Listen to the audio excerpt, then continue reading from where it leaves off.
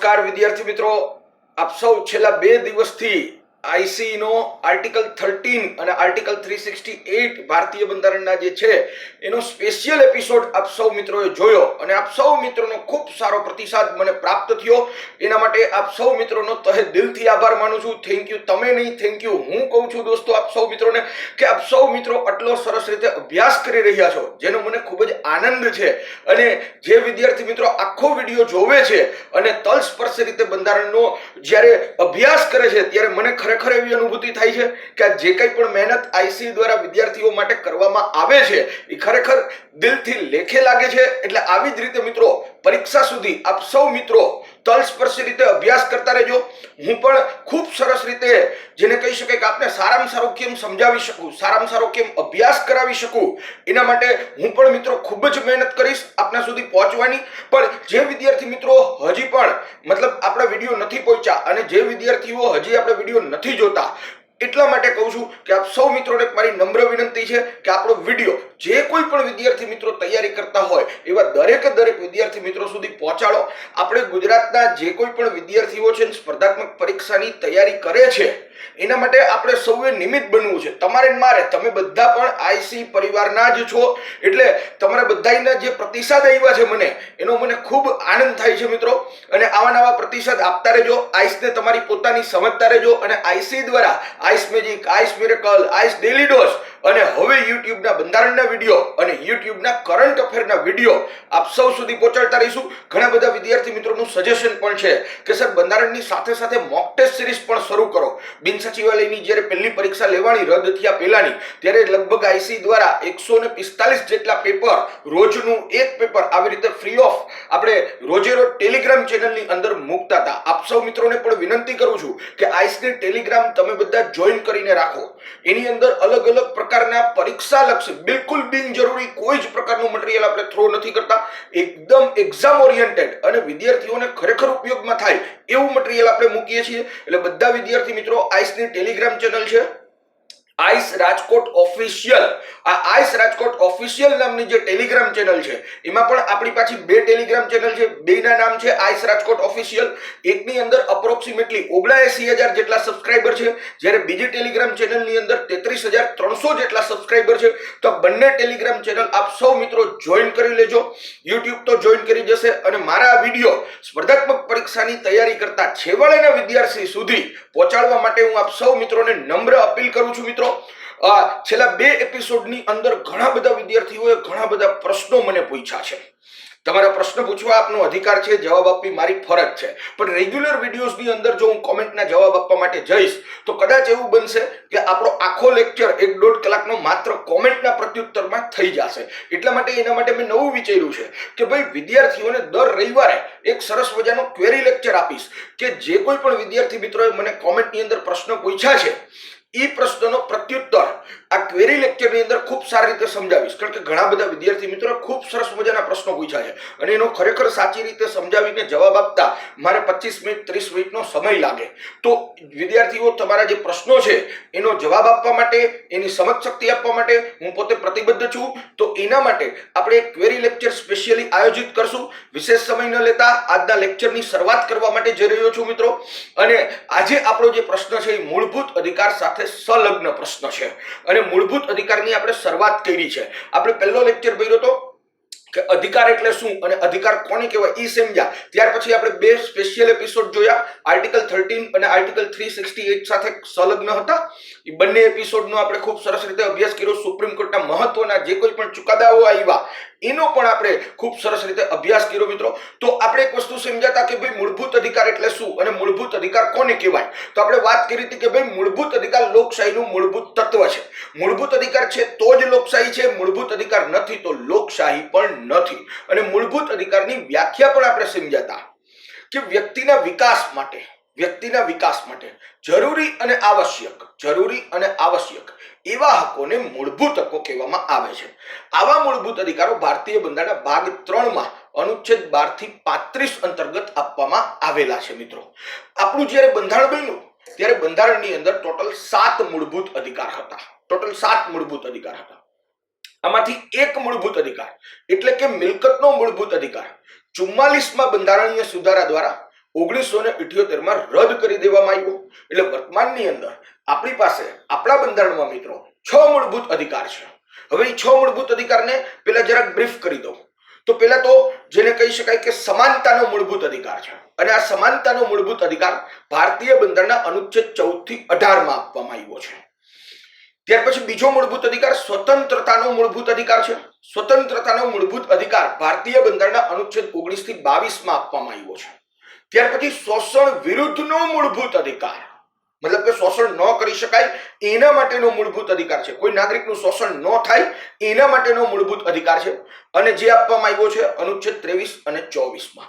ત્યાર પછી મિત્રો ધાર્મિક સ્વતંત્રતાનો મૂળભૂત અધિકાર એટલે કે અનુચ્છેદ 25 થી 28 માં છે.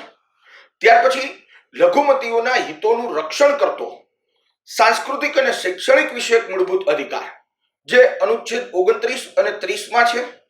અને ત્યાર પછી બંધારણીય ઇલાજોનો મૂળભૂત અધિકાર અનુચ્છેદ 32 માં છે મિત્રો. તો આ 6 મૂળભૂત અધિકારો વર્તમાનની અંદર બંધારણમાં છે.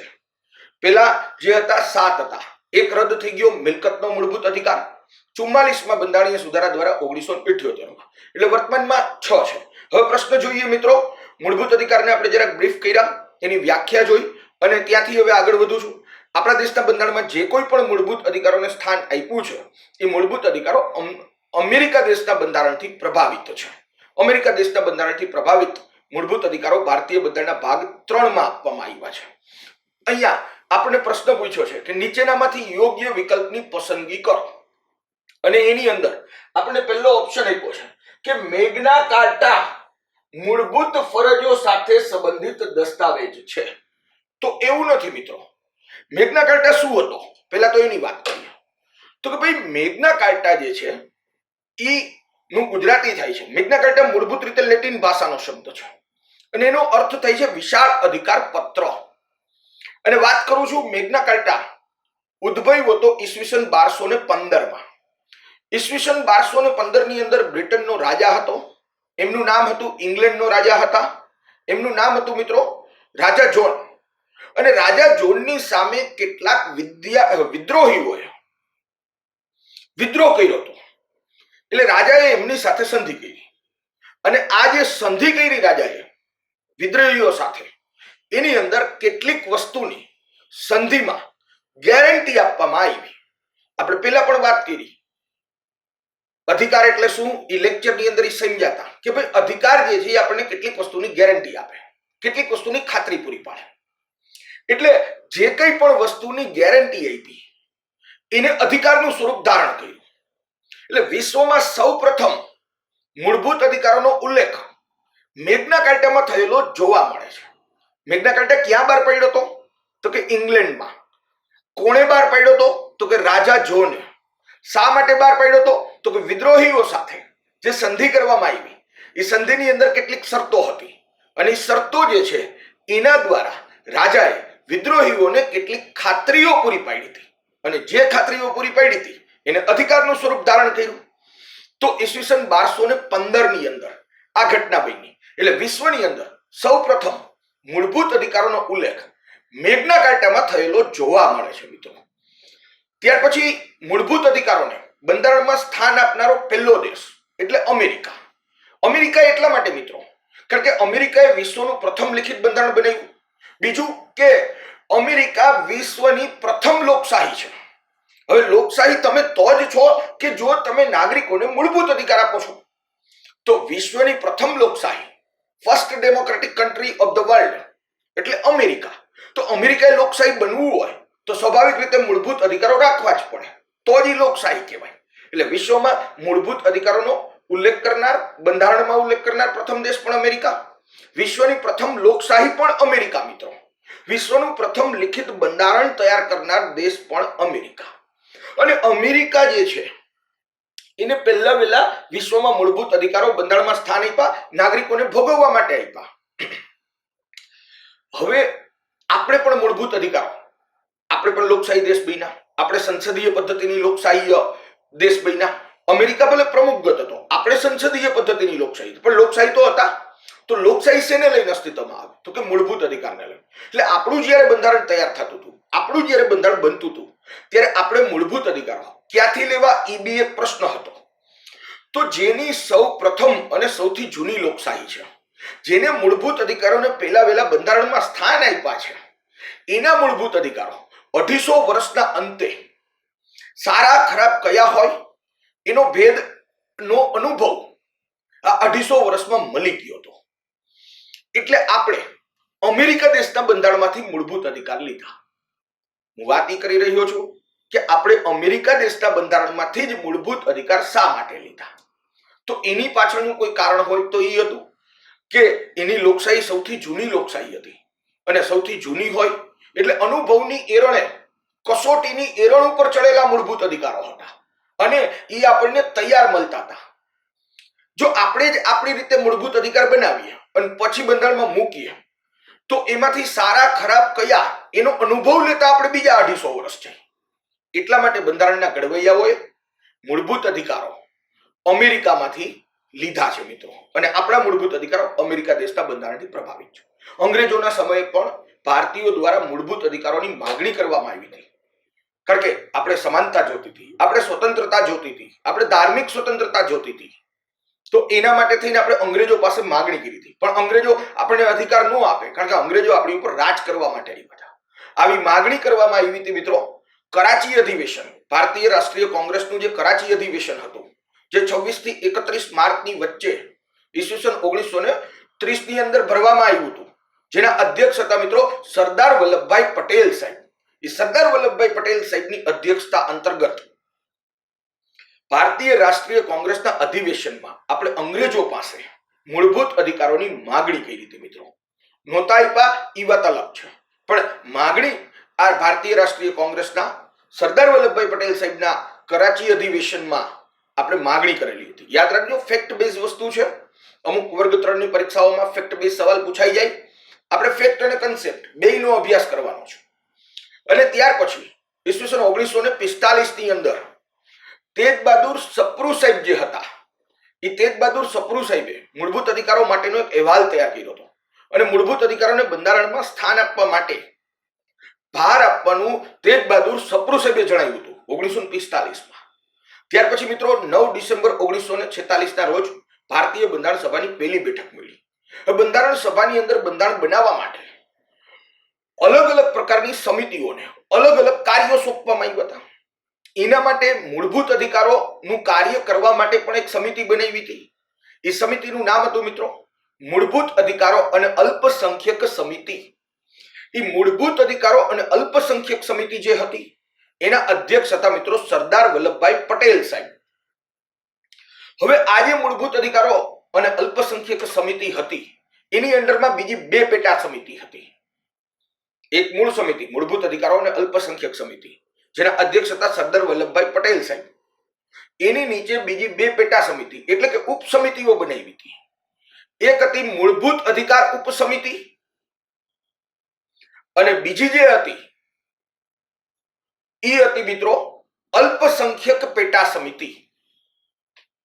મૂળભૂત અધિકાર ઉપસમિતિ અને અલ્પસંખ્યક પેટા સમિતિ. અલ્પસંખ્યક પેટા સમિતિ જે હતી એના અધ્યક્ષ હતા મિત્રો એચ.સી. મુખર્જી સાહેબ. એચ.સી. મુખર્જી સાહેબ જે છે એ એના અધ્યક્ષ હતા. અને મૂળભૂત અધિકારો જે પેટા સમિતિ એટલે કે ઉપસમિતિ હતી એના અધ્યક્ષ જે.બી. કૃપલાણી સાહેબ હતા.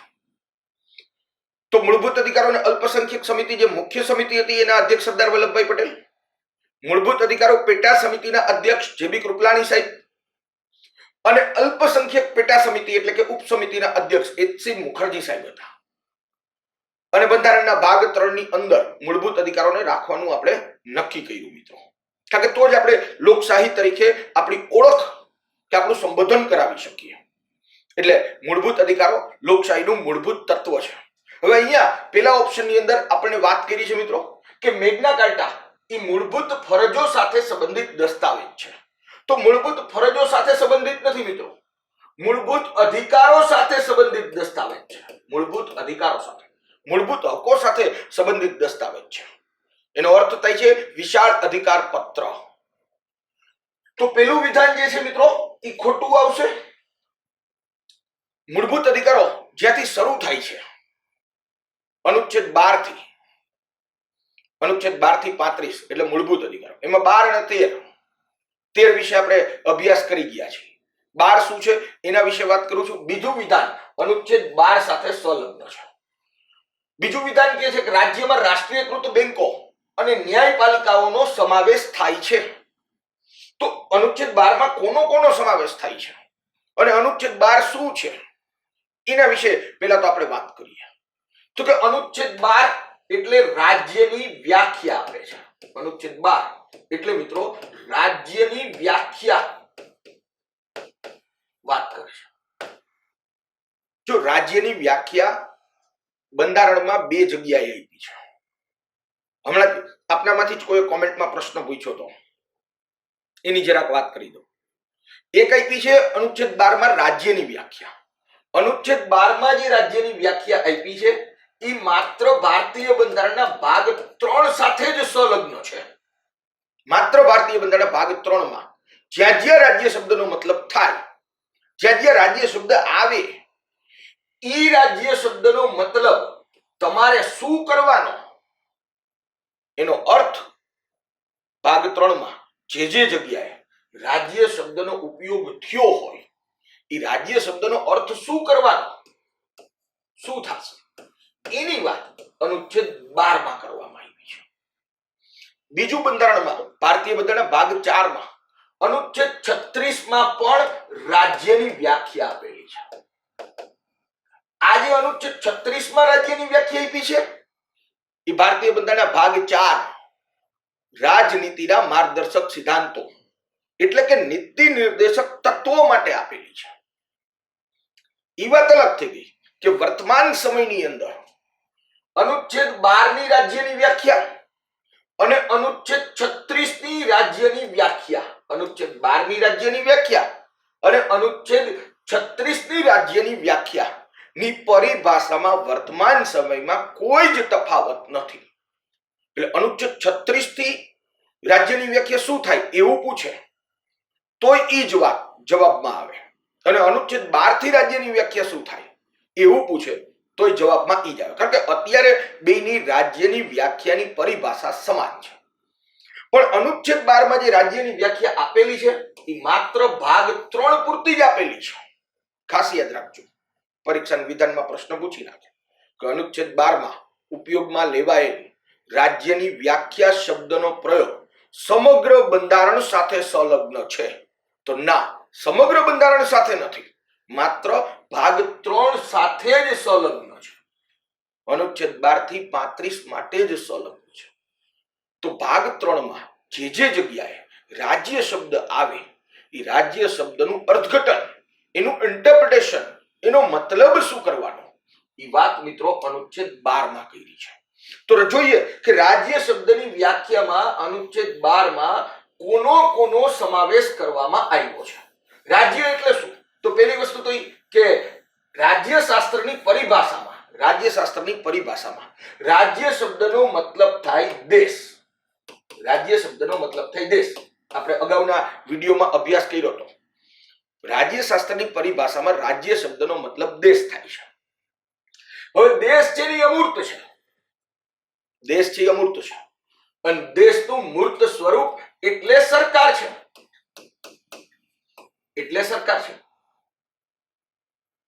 દેશ વતી સઘળા કે તમામ કાર્યો કરવાની જવાબદારી પણ સરકારની છે. દેશ અમૂર્ત છે, દેશનું મૂર્ત સ્વરૂપ સરકાર છે. તો અહીંયા અનુચ્છેદ 12 રાજ્યની વ્યાખ્યા એટલે એમ કહે છે કે ભાગ 3 માં જ્યાં જ્યાં રાજ્ય આવે ત્યાં તમારે સરકાર તરીકે કોને ગણવાની રહેશે એની વાત કરે છે. રાજ્ય શબ્દનો મતલબ થાય દેશ. દેશ અમૂર્ત છે, દેશનું મૂર્ત સ્વરૂપ સરકાર છે. હવે ભાગ 3 ની અંદર જે જગ્યાએ રાજ્ય શબ્દ મતલબ આવે, રાજ્ય શબ્દ આવે, એ રાજ્ય શબ્દ નો મતલબ આપણે સરકાર કરીએ તો એ સરકારમાં કોને સરકાર તરીકે ગણવા, ભાગ 3 માટે કોને સરકાર ગણવી એની વાત મિત્રો અનુચ્છેદ 12 માં કરવામાં આવી છે. એટલા માટે અનુચ્છેદ 12 રાજ્યની વ્યાખ્યા આપે છે. કોનો થાય તો જોઈ લઈએ.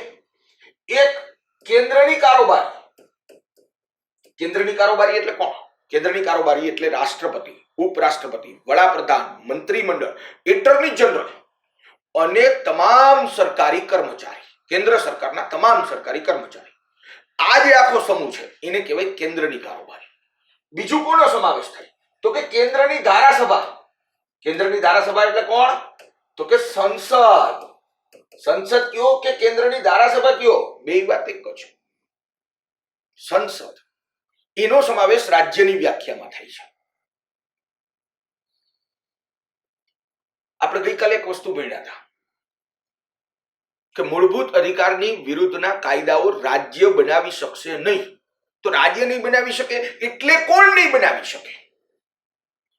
એની વાત અનુચ્છેદ 12 માં રાજ્યની વ્યાખ્યામાં કરવામાં આવી છે કે તમારે એક્ઝેક્ટલી રાજ્ય ગણવું કોને, રાજ્ય કેવું કોને. એ જે ડેફિનેશન છે રાજ્યની ડેફિનેશન ભાગ 3 માટે એ અનુચ્છેદ 12 માં આવી છે. તો અહીંયા કોનો કોનો સમાવેશ થાય છે રાજ્યની વ્યાખ્યામાં? તો કે એક કેન્દ્રની કારોબારી, બીજું કેન્દ્રની ધારાસભા એટલે સંસદ. સંસદ એટલે રાષ્ટ્રપતિ, રાજ્યસભા, લોકસભા ત્રણેય ભેગા થાય એ સંસદ. ત્યાર પછી મિત્રો રાજ્યની કારોબારીઓ, ભારતના જેટલા રાજ્યો હોય અને એની જેટલી કારોબારી છે. રાજ્યની કારોબારીમાં રાજ્યપાલ, મુખ્યમંત્રી, મંત્રીમંડળ, એડવોકેટ જનરલ અને રાજ્ય સરકારના તમામ સરકારી કર્મચારી એનો સમાવેશ થાય. એને રાજ્યની કારોબારી કહેવાય. ત્યાર પછી રાજ્ય વિધાન મંડળો. રાજ્ય વિધાન મંડળ એટલે રાજ્યની ધારાસભા. જેમ સંસદ એટલે કેન્દ્રની ધારાસભા, એમ રાજ્ય વિધાન મંડળ એટલે રાજ્યની ધારાસભા. કામ શું કરે ધારાસભા? કાયદાનું નિર્માણ. તો રાજ્ય વિધાન મંડળો, રાજ્ય વિધાન મંડળ ક્યાંક 2 વસ્તુથી બનેલા હોય, ક્યાંક 3 વસ્તુથી બનેલા હોય. રાજ્યપાલ, વિધાન પરિષદ, વિધાનસભા આ ત્રણેય ભેગા થાય એને રાજ્ય વિધાન મંડળ કહેવાય. પણ વિધાન પરિષદ ભારતીય બંધારણના અનુચ્છેદ 169 મુજબ મરજિયાત ગૃહ છે. એટલે ઘણા રાજ્યોમાં રાજ્ય વિધાન મંડળ 2 વસ્તુથી બને, રાજ્યપાલ અને વિધાનસભા. ગુજરાત રાજ્ય વિધાન મંડળ 2 જ વસ્તુનું બનેલું છે, જ્યારે મહારાષ્ટ્ર રાજ્ય વિધાન મંડળ 3 વસ્તુનું બનેલું છે. કારણ કે મહારાષ્ટ્રમાં વિધાન પરિષદ છે, ગુજરાતમાં નથી. તો ગુજરાત રાજ્ય વિધાન મંડળ એટલે કોણ? તો કે રાજ્યપાલ અને વિધાનસભા. મહારાષ્ટ્ર રાજ્ય વિધાન મંડળ એટલે કોણ? તો કે રાજ્યપાલ, વિધાન પરિષદ અને વિધાનસભા ત્રણેય. તો એ જે છે એનો પણ સમાવેશ રાજ્યની વ્યાખ્યામાં થાય છે. એ ઉપરાંત સત્તા મંડળો નો સમાવેશ થાય. સત્તા મંડળો એટલે કોણ? ઓથોરિટીઝ. સત્તા મંડળો એટલે અન્ય જે કોઈ પણ સ્થાનિક સ્વરાજની સંસ્થાઓ છે, સ્થાનિક સરકાર છે, ગ્રામ પંચાયત, તાલુકા પંચાયત, જિલ્લા પંચાયત, નગરપાલિકા, મહાનગરપાલિકા, જિલ્લા નિગમ, બોર્ડ, જિલ્લા બોર્ડ, એ બધાનો સમાવેશ રાજ્યની વ્યાખ્યામાં થાય છે. બોર્ડ છે, સરકારશ્રી દ્વારા નિર્માણ કરવામાં આવેલા નિગમો છે, ગ્રામ પંચાયત, તાલુકા પંચાયત, જિલ્લા પંચાયત છે એટલે કે પંચાયતો છે, નગરપાલિકાઓ છે, મહાનગરપાલિકા આવી જાય, Rajkot municipal corporation, Ahmedabad municipal corporation, એ બધી વસ્તુનો સમાવેશ રાજ્યની વ્યાખ્યામાં થાય છે. એ ઉપરાંત ચોથી વાત કરી રાજ્યની વ્યાખ્યામાં અન્ય સત્તા મંડળો. અન્ય સત્તા મંડળ એટલે કોણ? તો કે અન્ય સત્તા મંડળોમાં કેન્દ્ર સરકારની કે રાજ્ય સરકારની જે કોઈ પણ સંસ્થાઓ છે એ બધી જ આવી જાય. ઈસરો આવી જાય, DRDO આવી જાય, ટ્રાય આવી જાય, IRDA આવી જાય. આ જે કંઈ પણ અનુસંધાન સંસાધનો હોય કે બીજી જે કંઈ પણ હોય એ બધી જ સંસ્થાઓનો સમાવેશ અન્ય સત્તા મંડળમાં છે. એ ઉપરાંત અન્ય સત્તા મંડળોની અંદર રાષ્ટ્રીયકૃત બેંકો બધી આવી જાય. સરકારની બેંકો, રાષ્ટ્રીયકૃત બેંકો, બધી સરકારશ્રીની ઇન્સ્યોરન્સ કંપનીઓ બી આવી જાય. LIC આવી જાય, નેશનલ ઇન્સ્યોરન્સ આવી જાય. LIC જિંદગી કે સાથ ભી, જિંદગી કે બાદ ભી, આમાં આવે રાજ્યની વ્યાખ્યામાં. SBI આવી જાય, BOB આવી જાય, તમામ રાષ્ટ્રીયકૃત બેંકો આવી જાય, તમામ કેન્દ્ર સરકારની કે રાજ્ય સરકારની સંસ્થાઓ આવી જાય. એ ઉપરાંત જે કોઈ ખાનગી કંપની હોય, ધ્યાન રાખજો પરીક્ષાના ઓપ્શનમાં થાપ ખાઈ જવાય એવી બાબત છે.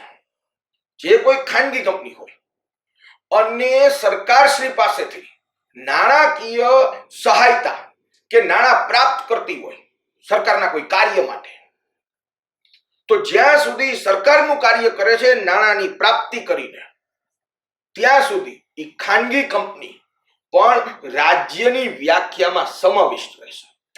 કંપની ખાનગી છે. Four an example L&T company સરકાર આગળથી ટેન્ડર ભરી અને સરકાર આગળથી પૈસા લઈ અને એક રોડ બનાવે છે. એવી રોડ 2 વર્ષ સુધી બનાવે છે. તો એ રોડની બાબતે એને સરકારશ્રી પાસેથી નાણાં લીધા છે. તો એ રોડની બાબતે ઈ સંસ્થા એટલે કે L&T કંપની જ્યાં સુધી રોડ બનાવશે ત્યાં સુધી ઈ બાબતે એનો રાજ્યની વ્યાખ્યામાં સમાવેશ થશે. સરકારશ્રીની નાણાકીય સહાયતા પ્રાપ્ત કરતી કોઈ પણ ખાનગી સંસ્થા હોય એનો પણ રાજ્યની વ્યાખ્યામાં સમાવેશ થાય છે. પણ એનો ક્યાં સુધી થશે? સરકારનું કાર્ય કરે ત્યાં સુધી. નાણાકીય સહાયતા પ્રાપ્ત કરે સરકારશ્રી પાસેથી ત્યાં સુધી એનો સમાવેશ પણ રાજ્યની વ્યાખ્યામાં થાય. પરીક્ષામાં પ્રશ્ન પૂછી નાખે નીચેનામાંથી અનુચ્છેદ 12 મુજબ રાજ્યની વ્યાખ્યામાં કોનો સમાવેશ થતો નથી અથવા તો કોનો સમાવેશ થાય છે, આમ કરીને જ્યારે પ્રશ્ન પૂછી નાખે ત્યારે કન્સેપ્ટ ક્લિયરિટી અનિવાર્ય છે કે કોનો સમાવેશ થાય. કેન્દ્રની કારોબારી નો થાય, કેન્દ્રની ધારાસભા એટલે કે સંસદ નો થાય. રાજ્યની કારોબારી નો થાય, રાજ્યની ધારાસભા એટલે કે રાજ્ય વિધાનમંડળ નો થાય. અન્ય સત્તા મંડળો, નિગમ, બોર્ડ, સરકારશ્રીના નિગમ હોય, બોર્ડ હોય, એ તમામનો સમાવેશ થાય. તમામ પંચાયત, ગ્રામ પંચાયત, તાલુકા પંચાયત, જિલ્લા પંચાયત, નગરપાલિકા, મહાનગરપાલિકા, ઓડા, રૂડા, બુડા, એ બધાનો સમાવેશ થાય. એ બધા સત્તા મંડળમાં આવે. એ ઉપરાંત તમામ રાષ્ટ્રીયકૃત બેંકો, સરકારશ્રી પાસેથી નાણાકીય સહાયતા પ્રાપ્ત કરતી તમામ સંસ્થાઓ, એનો સમાવેશ મિત્રો રાજ્યની વ્યાખ્યામાં થાય છે. અપેક્ષા રાખું કે આપ સૌ મિત્રોને અનુચ્છેદ 12 શું છે અને અનુચ્છેદ 12 માં કોનો સમાવેશ થાય એનો ખૂબ સરસ રીતે ખ્યાલ આવ્યો હશે. કદાચ ન આવ્યો હોય તો કોમેન્ટમાં પૂછી નાખજો, ક્વેરી લેક્ચરમાં સોલ્વ કરશું મિત્રો. બીજા ઓપ્શન ઉપર જઈએ. હવે એ વિચારો કે આમાં કોનો સમાવેશ નથી થતો. કોનો સમાવેશ નથી થતો? તો કે ભાઈ ન્યાયતંત્રનો સમાવેશ નથી થતો રાજ્યની વ્યાખ્યામાં. મતલબ કે ન્યાયતંત્ર રાજ્યની વ્યાખ્યામાં ભાગ 3 માટે અનુચ્છેદ 12 માં સમાવિષ્ટ નથી. મતલબ કે તાબાની અદાલત, district and session court, high court અને સુપ્રીમ કોર્ટ, એનો સમાવેશ ભાગ 3 માટે અનુચ્છેદ 12 માં જે રાજ્યની વ્યાખ્યામાં આપી છે એમાં સમાવેશ થતો નથી. એટલે કે ન્યાયપાલિકાઓનો સમાવેશ થતો નથી. હવે જોઈએ આપણે વિધાન, કે વિધાન શું કહે છે? તો કે અનુચ્છેદ 12 માં રાષ્ટ્રીયકૃત બેંકો અને ન્યાયપાલિકાઓનો સમાવેશ થાય છે. તો રાષ્ટ્રીયકૃત બેંકોનો થાય છે એ વાત સાચી, એનો તો થાય છે, પણ શું ન્યાયપાલિકાઓનો થાય છે? તો કે ના, નથી થતો. એટલે મિત્રો આ બીજું વિધાન જે છે એ પણ ખોટું જ આવશે. અનુચ્છેદ 12 ભણ્યા પછી મિત્રો અનુચ્છેદ 13 આપણે છેલ્લા 2 એપિસોડ જે સ્પેશિયલ એપિસોડ હતા એની અંદર આપણે અભ્યાસ કર્યો ખૂબ સરસ રીતે. અનુચ્છેદ 13 ઉપર તો કેટલા બધા સુપ્રીમ કોર્ટના કેસીસ થયા અને એનો અભ્યાસ કર્યો. પણ જરાક બ્રીફમાં અનુચ્છેદ 13 જે છે એના 4 પેટા છે એની જરાક હું વાત કરી દઉં વચ્ચે. અનુચ્છેદ 13 એક એમ કહે છે કે બંધારણ લાગુ થયા પછી એટલે કે 26 જાન્યુઆરી 1950 થી બંધારણ લાગુ થયાના પહેલાના જે કોઈ પણ કાયદાઓ, હું વાત કરું છું અનુચ્છેદ 13 ની, બંધારણ લાગુ થયાના જે કોઈ પણ કાયદાઓ બંધારણ લાગુ થયા પહેલાના એટલે કે 26 જાન્યુઆરી 1950 ની પહેલાના જે કોઈ પણ કાયદાઓ મૂળભૂત અધિકારનું હનન કરતા હોય એવા તમામ કાયદાઓ બંધારણ લાગુ થયા સાથે જ રદ ગણાશે. આ અનુચ્છેદ 13. ત્યાર પછી અનુચ્છેદ 13(2) મૂળભૂત અધિકારની વિરુદ્ધમાં સંસદ કે રાજ્ય વિધાનમંડળ એટલે કે રાજ્ય કોઈ પણ પ્રકારનો કાયદો બનાવી શકશે નહીં. રાજ્ય નહીં બનાવી શકે એનો મતલબ એમ થયો કે આમાંના કોઈ નહીં બનાવી શકે. મૂળભૂત અધિકારની વિરુદ્ધનો કાયદો રાજ્ય નહીં બનાવી શકે, 13(2) માં કીધું. એનો મતલબ એમ થયો કે આઈ નહીં, આમાંથી કોઈ નહીં બને. કારણ કે અહીંયા રાજ્ય શબ્દનો મતલબ ભાગ 3 માટે શું કરવાનો છે? તો કે રાજ્ય શબ્દનો મતલબ ભાગ 3 માટે આ કરવાનો છે. તો આમાંના કોઈ નહીં બનાવી શકે મૂળભૂત અધિકારની વિરુદ્ધના કાયદા. અને જો બનાવશે તો તે શૂન્ય ગણાશે. શૂન્ય ગણશે કોણ? તો આપણે કીધું ન્યાયિક સમીક્ષાના માધ્યમથી સુપ્રીમ કોર્ટ ગણશે. ત્યાર પછી અનુચ્છેદ 13(3) નો આપણે અભ્યાસ કર્યો કે અનુચ્છેદ 13(3) એટલે કાયદા શબ્દની વ્યાખ્યા કે છે કે કાયદા શબ્દ નો મતલબ શું થશે. અનુચ્છેદ 13(2) માટે કાયદા શબ્દનો મતલબ શું થશે એની વાત અનુચ્છેદ 13(3) માં કરી છે કે કાયદો એટલે શું, તો કે કાયદો એટલે કાયદો, નિયમ, વિનિયમ, ઉપનિયમ, અધિનિયમ, જાહેરનામું, વટહુકમ, અધિસૂચન, કાયદાનું પીઠબળ ધરાવતી પ્રણાલિકાઓ, રિવાજો, એ બધી જ વસ્તુનો સમાવેશ થશે. પણ કોનો સમાવેશ નથી થતો કાયદા શબ્દની વ્યાખ્યામાં? બંધારણીય સુધારા ખરડાનો. કેમ નથી થતો? કારણ કે કેશવાનંદ ભારતી કેસમાં 24મા બંધારણીય સુધારાને યોગ્ય ઠેરવવામાં આવ્યો હતો.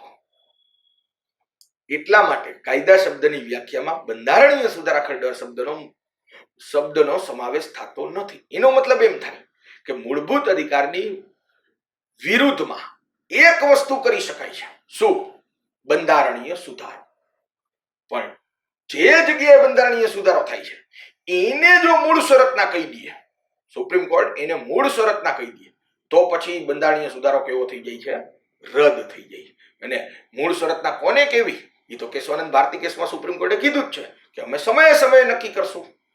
એટલે આવું અનુચ્છેદ 13(3) તમે અગાઉના 2 વિડીયો ખાસ જોઈ લેજો મિત્રો. અનુચ્છેદ 13 માટે અનુચ્છેદ 13(4) મૂળ બંધારણમાં નહોતો. અનુચ્છેદ 13(4) દાખલ થયો છે 24મા બંધારણીય સુધારાથી અને એની અંદર કીધું છે કે ભાઈ અનુચ્છેદ 13(3) માં કાયદા શબ્દ ની અંદર બંધારણીય સુધારા શબ્દ સમાવિષ્ટ નથી. એટલે કે અનુચ્છેદ 359 થી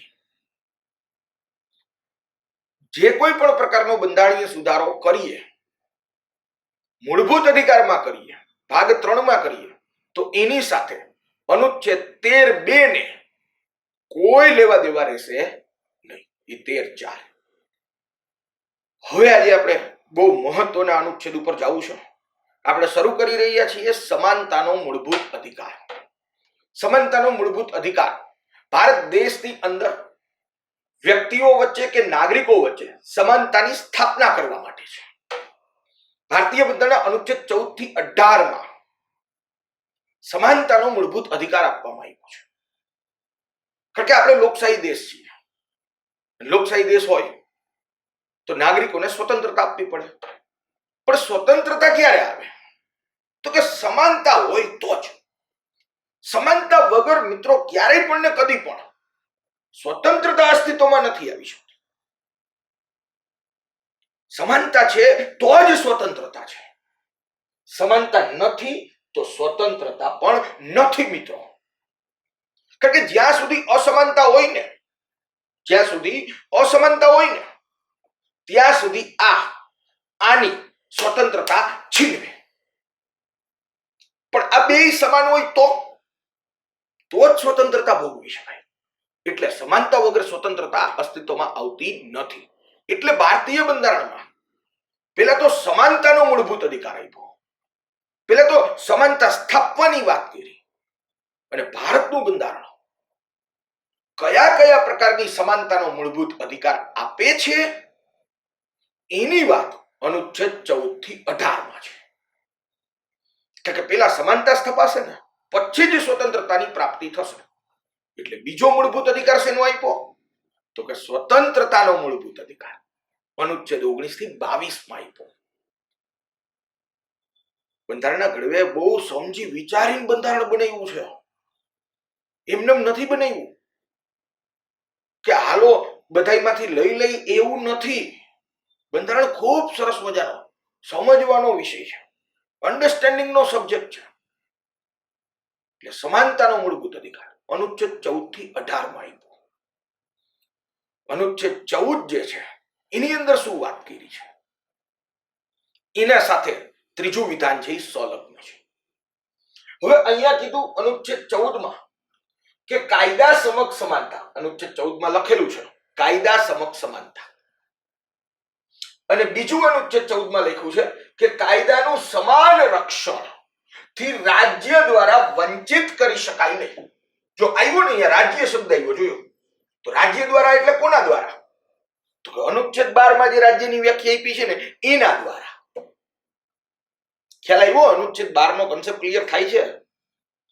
અનુચ્છેદ 14 ની અંદર મિત્રો બે બાબત કીધી છે. અનુચ્છેદ 14 માં એક કીધું કે કાયદા સમક્ષ સમાનતા.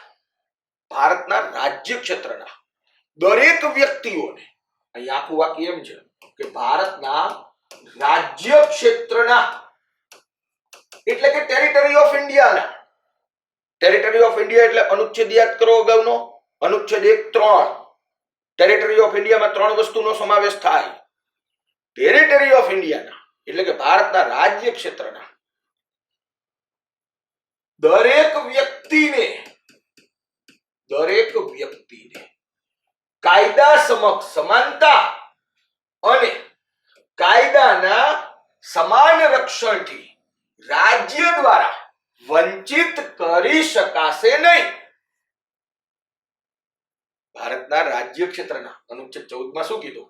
તો કે ભાઈ ભારતના રાજ્ય ક્ષેત્રના દરેક વ્યક્તિને કાયદા સમક્ષ સમાનતા અને કાયદાના સમાન રક્ષણથી રાજ્ય દ્વારા વંચિત કરી શકાશે નહીં. હવે એક તો પહેલી વાત કે અહીંયા દરેક વ્યક્તિ શબ્દ વાપરો. અનુચ્છેદ 14 માં વ્યક્તિ શબ્દ વાપરો, નાગરિક શબ્દ નથી વાપરો. એટલે ખાલી અનુચ્છેદ 14 ભારતના નાગરિકોને જ પ્રાપ્ત થાય છે એવું નથી. ભારતના દરેક વ્યક્તિને પ્રાપ્ત થાય છે. ભારતમાં વ્યક્તિ કેટલી જાતના? તો કે એક એવા વ્યક્તિઓ જે ભારતના નાગરિક છે, બીજું એવા વ્યક્તિઓ કે જે અન્ય દેશના નાગરિક છે અને ભારતમાં રહે છે, તો એને શું કહેવાય? વિદેશી. ત્રીજું એવા લોકો કે જે ભારતની અંદર શરણાર્થી તરીકે આવ્યા છે, ભારત એને આશરો આપ્યો છે. તિબેટમાંથી જ્યારે દલાઈ લામાને કાઢી નાખ્યા, દલાઈ લામાના જે કોઈ પણ અનુયાયીઓ હતા એ ભારતમાં આવ્યા. સેના તરીકે આવ્યા, શરણાર્થી તરીકે આવ્યા, શરણાર્થીઓ. અને ચોથા એવા વ્યક્તિ કે જે રાજ્યવિહીન વ્યક્તિ હોય, દેશ વગરના વ્યક્તિ હોય, એનો કોઈ દેશ જ ન હોય, એવા ઘણા લોકો હોય. હું સમજાવીશ વ્યક્તિઓના પ્રકાર, દેશમાં રહેતા વ્યક્તિઓના પ્રકાર. ભાગ 2 આપણે જ્યારે ભણશું ને નાગરિકતા, ત્યારે એમાં ખૂબ સરસ રીતે અભ્યાસ કરાવીશ. એટલે આ 4 પ્રકારના પણ દરેકને છે. એટલે એવું નથી કે અનુચ્છેદ 14 અંતર્ગત આપવામાં આવેલો આ જે મૂળભૂત અધિકાર છે એ માત્ર ભારતના નાગરિકોને છે એવું નથી. ભારતના રાજ્ય ક્ષેત્રના દરેક વ્યક્તિને છે, બધાને. હવે એને ખૂબ સરસ રીતે સમજીએ કે અનુચ્છેદ 14 માં શું કીધું? તો કે અનુચ્છેદ 14 ની અંદર 2 વાત કરી. એક વાત કરી કે ભારતના રાજ્ય ક્ષેત્રના દરેક વ્યક્તિને કાયદા સમક્ષ સમાનતા. 2 શબ્દ છે અહીંયા, 2 વાક્ય છે અનુચ્છેદ 14. એક શું કીધું કે કાયદા સમક્ષ સમાનતા, કાયદા સમક્ષ સમાનતા. અને બીજી વાત શું કરી? તો કે કાયદાના સમાન સંરક્ષણથી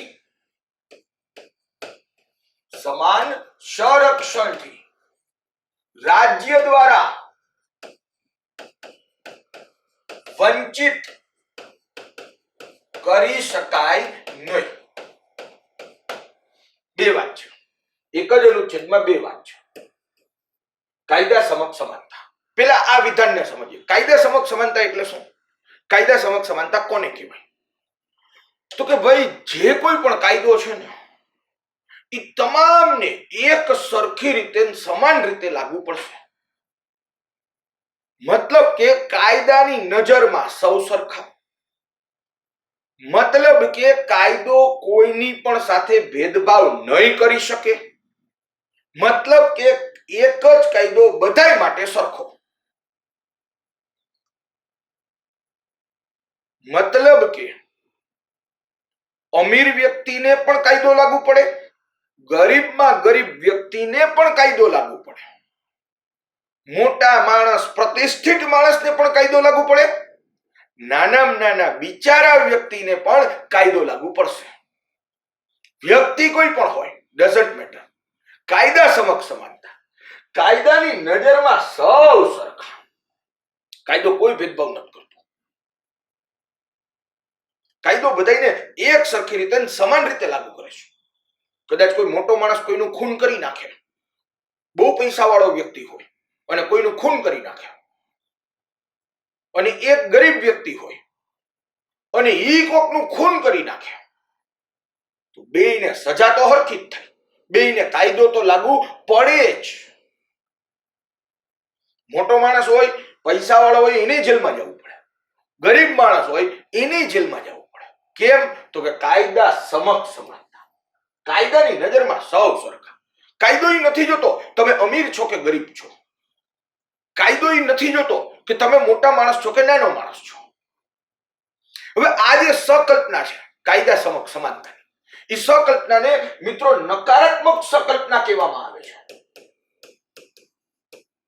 નકારાત્મક સકલ્પના કહેવામાં આવે છે. એની સાપેક્ષમાં આ જે સકલ્પના છે એને હકારાત્મક સકલ્પના કહેવામાં આવી છે. હકારાત્મક, આને નકારાત્મક કીધી. અને આ જે નકારાત્મક સકલ્પના છે એ આપણે બ્રિટન દેશમાંથી લીધેલી છે. બ્રિટન દેશમાં. તમારા મનની અંદર પ્રશ્ન થાય કે સાહેબ આ કાયદા સમક્ષ સમાનતા એટલે હું? ઈ તો ખબર પડી ગઈ કે કાયદાની નજરમાં સૌ સરખા. કાયદો કોઈ ભેદભાવ નહીં કરે. કાયદો બધાને સમાન રીતે સરખી રીતે લાગુ પડશે, ઈ સમજી ગયું. પણ આ જે સંકલ્પના છે અનુચ્છેદ 14 ની કાયદા સમક્ષ સમાનતાની, એને નકારાત્મક શું કામ કીધી? એને નકારાત્મક કેમ કીધી? તો કાયદા સમક્ષ સમાનતાની જે સંકલ્પના છે ને એ એવી છે કે ઈ સંકલ્પના એમ કહે છે કે જે કોઈ પણ વ્યક્તિ કાયદાનો ભંગ કરશે, ચાહે મોટો માણસ, ચાહે નાનો માણસ, ચાહે અમીર, ચાહે ગરીબ, કોઈ પણ કાયદાનો ભંગ કરશે ને એટલે એને કાયદો લાગુ પડી જશે. હું નહીં મૂકું એને, એમ કહે છે આ સંકલ્પના.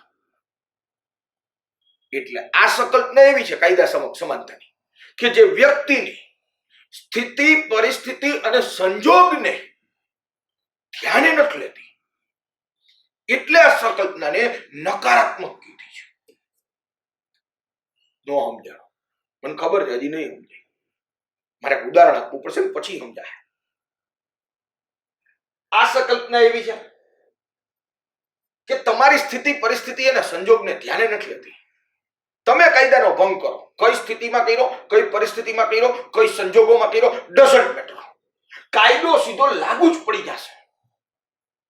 અને તમારી એટલે કે વ્યક્તિની સ્થિતિ, પરિસ્થિતિ, સંજોગને ધ્યાને નથી લેતી ને આ સંકલ્પના, એટલા માટે એને નકારાત્મક કીધી છે.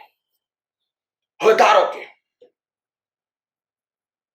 કોઈ એક ગરીબ માણસ છે, બહુ જ ગરીબ માણસ છે, અને એ વ્યક્તિ છેલ્લા 10 દિવસથી ભૂખ્યો છે. છેલ્લા 10 દિવસથી એને કંઈ ખાધું જ નથી, બહુ ભૂખ્યો છે. હવે એ વ્યક્તિ એક ફરસાણની દુકાનમાં જાય છે અને ખાવાની વસ્તુની ચોરી કરે છે. ગાંઠિયા, જલેબી. 10 દિવસથી ભૂખ્યો હોય તો સ્વાભાવિક રીતે ભૂખ લાગી ગઈ, અને વેપારી આવી જાય છે અને ઈ જે ગરીબ માણસ હતો કે જેને ખાવાની વસ્તુની ચોરીઓ કરી હતી, એ વ્યક્તિને પકડી અને પોલીસ સ્ટેશન લઈ જાય છે. તો મને એક વાતનો જવાબ આપો કે આ ગરીબ વ્યક્તિ જે છે એની ઉપર કાયદો લાગુ પડશે કે નહીં પડે? તમે આપો મને જવાબ. 10 દીથી ભૂખ્યો હતો તો ને એમાં ન્યા કદાચ 100, 200, 500 રૂપિયાનું ખાઈ ગયો તો એમાં શું થઈ ગયું? એને કાયદો લાગુ પડશે કે નહીં પડે? તો કે પડશે. કેમ? તો કે કાયદાએ કીધું તું ચોરી ન કરવી, અને એ વ્યક્તિએ કાયદાનો ભંગ કર્યો છે. કાયદો એ વ્યક્તિની સ્થિતિ, પરિસ્થિતિને સંજોગ નથી જોતો કે આ વ્યક્તિ કેટલા દિવસથી ભૂખ્યો છે. પેટ ભરેલું હોય ને ચોરી કરી તોય કાયદો લાગુ. છેલ્લા 10 દિવસથી ભૂખ્યા હતા, ચોરી કરી, કાયદો લાગુ. કાયદો એ વ્યક્તિની સામે એ નહીં જુએ કે એ વ્યક્તિની પરિસ્થિતિ શું હતી, એ વ્યક્તિના સંજોગ શું હતા. કાયદા સમક્ષ સમાનતા. કાયદો લાગુ પડી જ જશે. તમે કોઈ પણ પરિસ્થિતિમાં કર્યો ગુનો, કોઈ પણ સંજોગમાં ગુનો કર્યો, ડઝન્ટ મેટર, તમે કાયદાનો ભંગ કર્યો ને કાયદો લાગુ થશે. એમ કહે છે કાયદા સમક્ષ સમાનતાની સંકલ્પના. અને તમારી સ્થિતિ, પરિસ્થિતિ અને સંજોગને ધ્યાને નથી લેતી ના સંકલ્પના. તમારે કોઈ પણ પરિસ્થિતિમાં કાયદાનો ભંગ કરો, હારી કે ખરાબ ડઝન્ટ મેટર, અને તમારી ઉપર જે કાયદો લાગુ પડી જાય છે એવું જે આ સંકલ્પના કહે છે એ તમારી સ્થિતિ, પરિસ્થિતિ અને સંજોગને ધ્યાને નથી લીધી. એટલે આ સંકલ્પનાને મિત્રો નકારાત્મક કીધી છે. એ સમજાવું છું કે આ સંકલ્પનાને નકારાત્મક શું કામ કીધી. બીજું કે આ સંકલ્પના જે છે કાયદા સમક્ષ સમાનતાની સંકલ્પના, એ આવી ક્યાંથી, એનો ઉદ્ભવ ક્યાંથી થયો? તો કે બ્રિટનના એક મહાન ન્યાયવિદ હતા, અને બ્રિટનના જે મહાન ન્યાયવિદ હતા એનું નામ હતું મિત્રો પ્રોફેસર ડાયસી. બ્રિટનના બહુ મહાન ન્યાયવિદ થઈ ગયા જેનું નામ હતું મિત્રો પ્રોફેસર ડાયસી. આ પ્રોફેસર ડાયસી જે છે એને એક સંકલ્પના આપી હતી જેનું નામ હતું કાયદાનું શાસન. કાયદાનું શાસન હું સમજાવી રહ્યો છું. કાયદા સમક્ષ સમાનતા નામની વસ્તુ આવી ક્યાંથી અને કેવી રીતે? તો કે પ્રોફેસર ડાયસી એક થિયરી આપેલી છે. મહાન ન્યાયવિદ થઈ ગયા, બ્રિટનના હતા, અને એ થિયરી હતી મિત્રો કાયદાનું શાસન, રૂલ ઓફ લો, કાયદાનું શાસન. હવે આ જે કાયદાનું શાસન છે એ પ્રોફેસર ડાયસી આપી, અને એ જે થિયરી આપી છે એના 3 લક્ષણો છે. એ 3 લક્ષણોમાંનું બીજું લક્ષણ એટલે કાયદા સમક્ષ સમાનતા. પ્રોફેસર ડાયસીએ જે થિયરી આપી કાયદાનું શાસન, એનું બીજું લક્ષણ એટલે કાયદા સમક્ષ સમાનતા. હવે પહેલા તો એ સમજીએ કે કાયદાનું શાસન એટલે શું? Rule of law means what? જો ભારત દેશના બંધારણની અંદર કાયદાના શાસનનો સ્વીકાર કરવામાં આવ્યો છે, એક વાત. બીજી વાત કે સુપ્રીમ કોર્ટે 19 વસ્તુઓને અત્યાર સુધીમાં મૂળ શરતના કીધી છે. મતલબ કે બંધારણનું મૂળભૂત માળખું કીધું છે, મતલબ કે basic structure of the constitution કીધું છે. ઈ 19 માંની એક વસ્તુ એટલે કાયદાનું શાસન, રૂલ ઓફ લો. કાયદાના શાસનને સુપ્રીમ કોર્ટે બંધારણની મૂળ શરતના કીધી છે. એટલે કે બંધારણીય સુધારો કરી અને પણ દેશના બંધારણમાંથી કે દેશમાંથી કાયદાનું શાસન હટાવી શકાય નહીં. કારણ કે બંધારણનું મૂળભૂત માળખામાં સમાવિષ્ટ છે કાયદાનું શાસન. હવે એ જોઈએ કે કાયદાનું શાસન એટલે શું? કાયદાનું શાસન કોને કહેવાય? જો લોકશાહી દેશ હોય અને સમાનતાની સ્થાપના કરવી હોય તો કાયદાનું શાસન નામની જે પ્રણાલી છે એ પ્રણાલીને સ્વીકારવા સિવાય બીજો કોઈ જ વિકલ્પ નથી. લોકશાહી હોય તો સ્વતંત્રતા આપવી પડે. ઓકે, સ્વતંત્રતા આપવા માટે સમાનતા અનિવાર્ય છે, અને સમાનતા લાવવા માટે, સમાનતાની સ્થાપના કરવા માટે કાયદાનું શાસન અનિવાર્ય છે. કાયદાનું શાસન અનિવાર્ય. હવે કાયદાનું શાસન એટલે શું? કાયદાનું શાસન કોણ કહેવાય? તો કે કાયદાનું શાસન મતલબ કે ભારતના તમામ વ્યક્તિઓ, તમામ સંસ્થાઓ, તમામ હોદ્દાઓ કાયદાને આધીન હોય, એને કહેવાય કાયદાનું શાસન.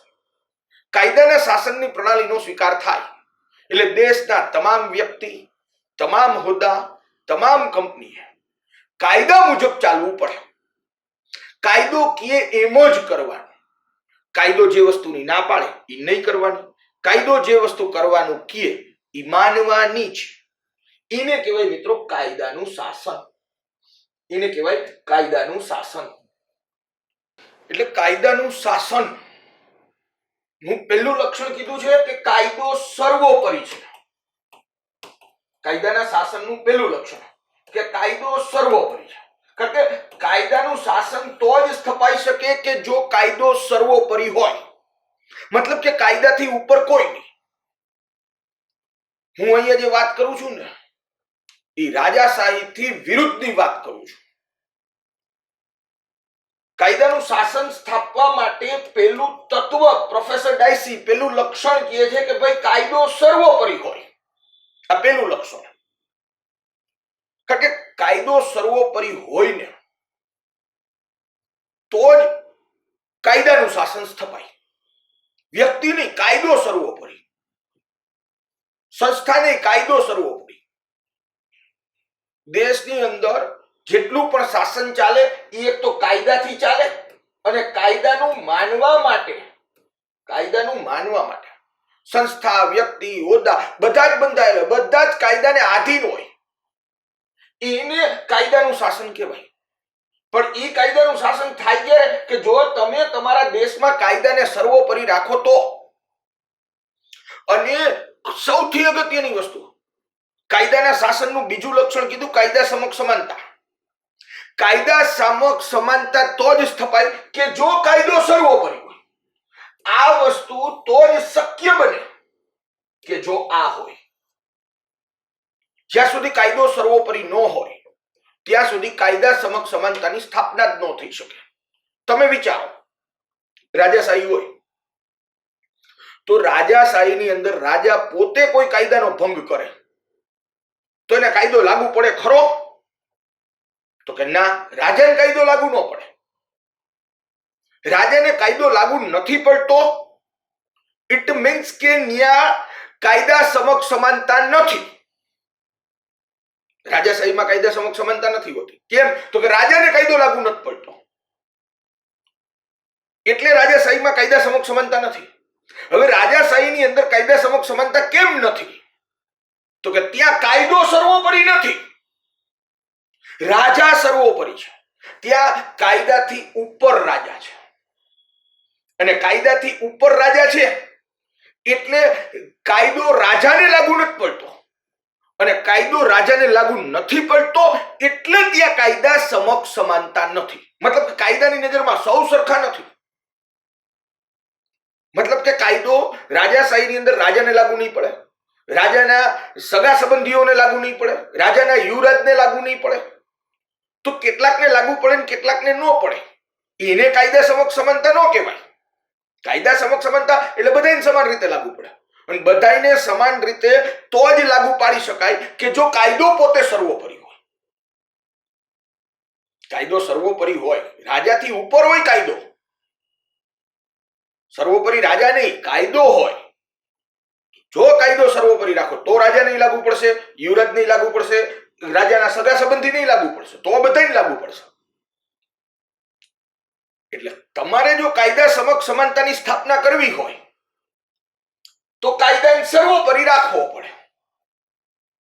અને કાયદાને સર્વોપરી રાખવા માટે આ સિદ્ધાંત એટલે કે કાયદાનું શાસન, રૂલ ઓફ લો નો સ્વીકાર કરવો પડે. રૂલ ઓફ લો, કાયદાનું શાસનનો તમે સ્વીકાર કરો તો જ દેશની અંદર સમાનતાની સ્થાપના થઈ શકે. ઇતર સમાનતા શક્ય નથી. પણ સમાનતા હોય તો જ નાગરિકોને કે વ્યક્તિઓને સ્વતંત્રતાની પ્રાપ્તિ થઈ શકે. એટલે કહું છું કે કાયદાનું શાસન એટલે કે કાયદો સર્વોપરી હોય અને કાયદો સર્વોપરી હોય તો જ કાયદા સમક્ષ સમાનતા સ્થપાય. નહીતર તો એવું થાય કાયદો સર્વોપરી ન હોય અને રાજા સર્વોપરી હોય તો રાજાને તો કાયદો લાગુ નથી પડતો. રાજાને કાયદો લાગુ નથી પડતો ઇટ મીન્સ કે કાયદા સમક્ષ સમાનતા નથી. કાયદા સમક્ષ સમાનતા એટલે શું? બધાને સમાન રીતે, બધાને સરખી રીતે, બધાને લાગુ પડે. નાનો માણસ કે મોટો માણસ બધાને લાગુ પડે, એને જ કાયદા સમક્ષ સમાનતા કહેવાય. અને કાયદા સમક્ષ સમાનતાની સ્થાપના તો જ થઈ શકે મિત્રો કે જો કાયદો સર્વોપરી હોય. કાયદો સર્વોપરી રાખવા માટે કાયદાનું શાસન નામની પ્રણાલીનો સ્વીકાર કરવો પડે. એટલે અનુચ્છેદ 14 માં આપ સૌ મિત્રોને ખ્યાલ આવ્યો હશે કે કાયદા સમક્ષ સમાનતા એટલે કાયદાની નજરમાં સૌ સરખા. કાયદો કોઈની વચ્ચે ભેદભાવ નહીં કરે. બીજું, તમારી પરિસ્થિતિ, સંજોગ કયા છે એ ધ્યાને નહીં લે. એટલા માટે એને નકારાત્મક વિભાવના કીધી છે અને આ નકારાત્મક વિભાવના ભારતે બ્રિટન દેશમાંથી મિત્રો લીધેલી છે. અપેક્ષા રાખું કે આપ સૌ મિત્રોને કાયદા સમક્ષ સમાનતાનો જે ખ્યાલ છે એનો કન્સેપ્ટ ક્લિયર થયો હશે મિત્રો. એ પછીની બીજી વાત કરીએ કે અનુચ્છેદ 14 માં બીજી વાત કરી છે કાયદાનું સમાન રક્ષણ. થી રાજ્ય દ્વારા વંચિત કરી શકાય નહીં. તો કાયદાનું સમાન રક્ષણ એટલે શું? તો કે ભાઈ કાયદાનું સમાન રક્ષણ એટલે કે દેશમાં જેટલા વ્યક્તિઓ રહે છે એ બધાની પરિસ્થિતિ અલગ અલગ છે, એ બધાના સંજોગ અલગ અલગ છે. અલગ અલગ પરિસ્થિતિમાં રહેતા લોકો માટે આપણે અલગ અલગ કાયદા બનાવી શકીએ. અલગ અલગ પરિસ્થિતિમાં રહેતા લોકો માટે આપણે અલગ અલગ કાયદા બનાવી શકીએ. અલગ અલગ પરિસ્થિતિ હોય અને અલગ અલગ પરિસ્થિતિમાં રહેતા લોકો માટે કાયદો જો એક જ હોય તો એ તો બેઝિકલી ઊંડાણપૂર્વક વિચારો એટલે અસમાનતા ઊભી કરે છે. ન સમજાય વાંધો નહીં, ધ્યાન આપો, ફરીથી સમજાવો. સમાજમાં શું બધાની પરિસ્થિતિ અલગ અલગ છે. માની લ્યો કે સ્ત્રી અને પુરુષ આ બેની પરિસ્થિતિ કેવી છે? અલગ અલગ. તો હવે સ્ત્રીઓ જે છે એના માટે તમારે અલગથી રક્ષણ આપતો કાયદો બનાવવો જ પડે, કારણ કે તો જ સ્ત્રીઓ અહીંથી અહીંયા પહોંચશે. પુરુષની શારીરિક રચના અલગ છે, સ્ત્રીઓની શારીરિક રચના અલગ છે, બંને વચ્ચે થોડોક ભેદ છે. પણ પુરુષો માટે થી રક્ષણ આપવા માટે, મતલબ પુરુષો અને સ્ત્રીઓ વચ્ચે સમાનતા લાવવા માટે સ્ત્રીઓને રક્ષણ આપતા કાયદાનું નિર્માણ કરવું જ પડે.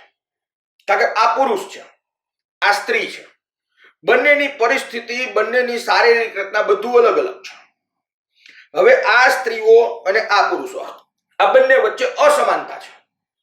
એ બંને વચ્ચે સમાનતા સ્થાપવી હોય તો શું કરવું પડશે? તો કે ભાઈ આને રક્ષણ આપતા કાયદા બનાવવા પડશે. આ સ્ત્રીઓને રિઝર્વેશન આપીને અહીંથી અહીંયા લઈ આવવા પડશે. આને મેટર્નિટી લીવના કાયદાથી સંરક્ષણ આપી અને અહીંથી અહીંયા લઈ આવવા પડશે. તો સ્ત્રીઓ માટે રક્ષણ આપતા અલગ કાયદા બનાવવા પડશે. કારણ કે તો જ આ જે વર્ગ છે આની અને આની પરિસ્થિતિ સરખી નથી. તો આને રક્ષણ આપતા કાયદા બનાવી, આને સંરક્ષણ આપી અને અહીંથી અહીંયા સુધી લઈ જવાનો પ્રયાસ કરવો પડશે. ટૂંકમાં આ વાક્ય એમ કહેવા માંગે છે કે કાયદાનું સમાન રક્ષણ. તો સમાજનો જે વંચિત વર્ગ છે, જે અહીંયા રહી ગયો છે, એને રક્ષણ આપતા, એને પ્રોટેક્શન આપતા કાયદા બનાવી અને આને અહીંથી અહીંયા લઈ આવો. માની લ્યો કે પુખ્ત વયનો વ્યક્તિ અને બાળકો, તો બેની પરિસ્થિતિ સમાન નથી, બેની પરિસ્થિતિઓ વિભિન્ન છે. તો બાળકોને પ્રોટેક્શન આપવું પડશે, કારણ કે નહીતર આને જો પ્રોટેક્શન નહીં આપો તો આ જે છે એ આની ઉપર હાવી થઈ જશે. એક બીજું કે આ હંમેશને માટે શોષિત રહેશે, આ હંમેશને માટે વંચિત રહેશે. આને વંચિત કે શોષિત ન રહેવા દેવો હોય, બાળક નામના વર્ગને વંચિત કે શોષિત ન રહેવા દેવો હોય, અને આ જે વર્ગ છે કે જે વંચિત છે, જે શોષિત છે, એને અહીંથી અહીંયા પહોંચાડવો હોય તો આને રક્ષણ આપતા કાયદા બનાવવા પડે. અને એવા રક્ષણ આપતા કાયદા કે જે વંચિત છે, જે શોષિત છે, એને રક્ષણ આપતા કાયદા બનાવવાની રાજ્ય ના પાડી શકતો નથી. રાજ્ય એને વંચિત ન કરી શકે. મતલબ કે આ જે વર્ગ છે એને અહીંથી અહીંયા લઈ આવવા માટે સંરક્ષણ આપતા કાયદા બનાવવા પડશે. એને કહેવાય કાયદાનું સમાન રક્ષણ. કારણ કે બેની પરિસ્થિતિ વિભિન્ન છે, બેની પરિસ્થિતિ અલગ છે. પરિસ્થિતિ જો સમાન હોય તો તમે સમાન કાયદા બનાવો, પણ સમાજમાં રહેતા વ્યક્તિઓની પરિસ્થિતિ અલગ હોય તો એના માટે સમાન કાયદો ન હોઈ શકે. આને રક્ષણ આપતા કાયદા બનાવવા જ પડે. મેટર્નિટી લીવ નો કાયદો માં 6 મહિનાની રજા મળે તો સ્ત્રીઓને એના એ મેટર્નિટી લીવના કાયદાથી 6 મહિનાની રજા આપતો કાયદો બનાવવો જ પડે. પછી પુરુષો એમ કહે કે અમને મેટર્નિટી લીવમાં 6 મહિનાની રજા કેમ નહીં? ભાઈ તમને ન હોય, તમે માતૃત્વ ધારણ નથી કરતા, એટલે તમે એમ કહો કે મેટર્નિટી લીવનો જે કાયદો છે એ અસમાનતા છે. એ અસમાનતા નથી, સમાનતા લાવવાનો પ્રયાસ છે. સમજો મારી વાતને. સ્ત્રીઓને રિઝર્વેશન આપ્યું, વંચિતોને રિઝર્વેશન આપ્યું, એસસી એસટી ઓબીસી ને રિઝર્વેશન આપ્યું, એ અસમાનતા નથી, સમાનતા લઈ આવવાનો પ્રયાસ છે. બાળકોને ક્યાંક સ્પેશિયલ જોગવાઈ કરે, સ્ત્રીઓ માટે સ્પેશિયલ જોગવાઈ કરે, સમાજના કોઈ વંચિત વર્ગ માટે સ્પેશિયલ જોગવાઈ કરે, તો એ અસમાનતા નથી, સમાનતા લાવવાનો પ્રયાસ છે. સમજો મારી વાતને. અનુચ્છેદ 14 આવું કરવાનું કહે છે. અનુચ્છેદ 14 માં બે વસ્તુ, કાયદા સમક્ષ સમાનતા, કાયદા સમક્ષ સમાનતા અને કાયદાનું સમાન રક્ષણ. તો આને પ્રોટેક્ટ કરવું એમ મિત્રો અનુચ્છેદ 14 ની બીજી વિભાવના કહે છે. અનુચ્છેદ 14 ની બીજી વિભાવના કાયદાનું સમાન રક્ષણ નામની જે વિભાવના છે એને એક તો મિત્રો હકારાત્મક કીધેલી છે. અને આ વિભાવના ક્યાંથી લીધી? તો કે અમેરિકાએ પોતાના બંધારણમાં જે 14મો બંધારણીય સુધારો કર્યો હતો, અમેરિકાએ પોતાના એમના બંધારણમાં, અમેરિકાના બંધારણમાં જે 14મો બંધારણીય સુધારો કર્યો હતો ને, એમાં આ શબ્દાવલીનો ઉપયોગ થયેલો હતો. અને આ વિભાવના આપણે અમેરિકા દેશમાંથી લીધેલી છે. અમેરિકા દેશ. હવે તમને પ્રશ્ન થશે કે સાહેબ આ વિભાવનાને હકારાત્મક શું કામ કીધી, શા માટે કીધી હકારાત્મક? તો એની જરાક વાત કરી દો. એને હકારાત્મક એટલા માટે કહેવામાં આવી છે કારણ કે એ વ્યક્તિની પરિસ્થિતિ અને સંજોગને ધ્યાને લે છે.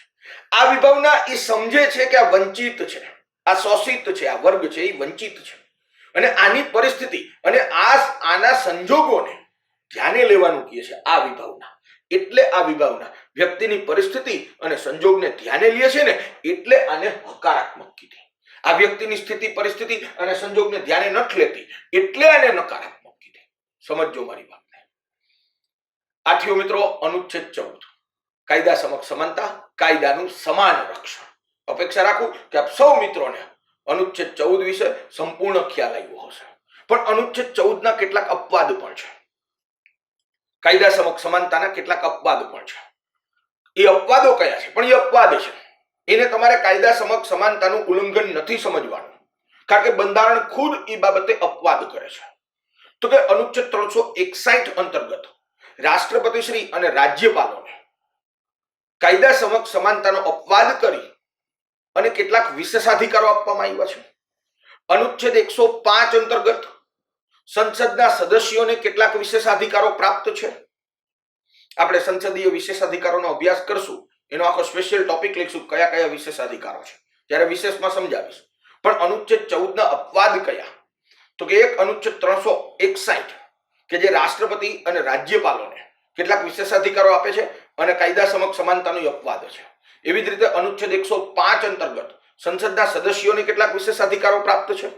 અનુચ્છેદ 194 અંતર્ગત રાજ્ય વિધાનમંડળના સદસ્યોને કાયદા સમક્ષ સમાનતાનો કેટલાક વિશેષાધિકારો અપવાદ કરી અને કેટલાક વિશેષાધિકારો પ્રાપ્ત છે. બીજા દેશના જે રાજદૂતો ભારતમાં રહેતા હોય, ફોરેન ડિપ્લોમેટ્સ, અથવા તો બીજા દેશના રાષ્ટ્રપતિ, વડાપ્રધાન ભારતની મુલાકાતે આવતા હોય, એ પણ મિત્રો અનુચ્છેદ 14 અંતર્ગત કાયદા સમક્ષ સમાનતાનો અપવાદ છે. સાથે સાથે આપણે ભણ્યા હતા કે 25મા બંધારણીય સુધારાથી અનુચ્છેદ 31C દાખલ કર્યો. એ અનુચ્છેદ 31C માં લખેલું છે કે અનુચ્છેદ 39B અને 39C નું અમલીકરણ કરતા કાયદા બનાવવામાં આવે અને એ કાયદા અનુચ્છેદ 14 અને 19 નું ઉલ્લંઘન કરતા હોય તો પણ ન્યાયાલયમાં પડકારી શકાશે નહીં. એટલે મિત્રો અનુચ્છેદ 31C જે છે એ પણ અનુચ્છેદ 14 કાયદા સમક્ષ સમાનતાનો અપવાદ છે. સાથે સાથે અનુચ્છેદ 31B એટલે કે 9મી અનુસૂચિ, મતલબ કે એમાં કોઈ કાયદાને મૂકી દેવામાં આવે તો એની ન્યાયિક સમીક્ષા થઈ શકતી નથી. એટલે કોઈ કાયદો જો અનુચ્છેદ 14 નું ઉલ્લંઘન કરતો હોય અને એને જો 9મી અનુસૂચિમાં સ્થાન આપેલું હોય તો એવા જે કાયદાઓ છે 1973 પહેલાના, એ પણ મિત્રો અનુચ્છેદ 31B ની જે ન્યાયિક સમીક્ષાની 9મી અનુસૂચિની વાત છે અને એની અંદર જે કાયદા પડ્યા હોય કે જે અનુચ્છેદ 14 નું ઉલ્લંઘન કરતા હોય, એ પણ અનુચ્છેદ 14 નો અપવાદ છે મિત્રો. એટલે મહત્વના અપવાદો વિશે વાત કરી. આમ તો અનુચ્છેદ 14 ના ઘણા બધા અપવાદો છે, પણ કેટલાક મહત્વના છે, પરીક્ષા માટે કામના છે કે અનુચ્છેદ 14 નો અપવાદ નીચેનામાંથી કયો છે, કયો નથી, આવી રીતે આપણને પ્રશ્ન પૂછી શકે. તો અહીંયા મિત્રો આપણે બંને વિધાનોને ધ્યાને લઈએ. અહીંયા કીધું કે અનુચ્છેદ 14 મુજબ કાયદા સમક્ષ સમાનતા એટલે કાયદા સમક્ષ વિભિન્ન વ્યક્તિઓમાં ભેદભાવ ન કરવો તેવો થાય છે. તો સાચી વાત છે, ભેદભાવ ન કરી શકાય. કેમ? તો કે કાયદાની નજરમાં સૌ સરખા. એટલે આ ત્રીજું વિધાન છે એ સાચું છે મિત્રો. ત્યાર પછી કીધું કે અનુચ્છેદ 14 મુજબ કાયદાના સમાન રક્ષણથી રાજ્ય દ્વારા વંચિત કરી શકાય નહીં. તેનો અર્થ અલગ અલગ પરિસ્થિતિઓના આધાર પર વ્યક્તિઓ માટે કાયદા બનાવી લાગુ કરવાની હિમાયત કરે છે. તો સાચી વાત છે, જે વંચિત વર્ગ છે એના માટે સરકારશ્રી કાયદાનું નિર્માણ કરી શકશે અને એને સંરક્ષણ પણ આપી શકશે. એટલે આ બંને વિધાનો જે છે એ સાચા છે મિત્રો. તો અહીંયા પેલું વિધાન ખોટું હતું, બીજું ખોટું હતું, ત્રીજું અને ચોથું બંને વિધાનો સાચા છે. તો ફક્ત 3 અને 4 સાચું, એટલે કે ઓપ્શન નંબર બી જે છે મિત્રો એ આપણો જવાબ આવશે. Thank you very much to all of you. આપ સૌ મિત્રોને સમજવાનો ખૂબ આનંદ આવ્યો હશે, ખૂબ મજા આવી હશે. ફરીથી પાછો કાલે અનુચ્છેદ 15, 16, 17 લઈ અને આપના સમક્ષ 18 સુધી ઉપસ્થિત થઈશ. સમાનતાના મૂળભૂત અધિકારનો તલસ્પર્શી આપણે નેક્સ્ટ વિડીયો લેક્ચરની અંદર અભ્યાસ કરશું. Thank you very much to all of you મિત્રો. જય હિન્દ, જય ભારત.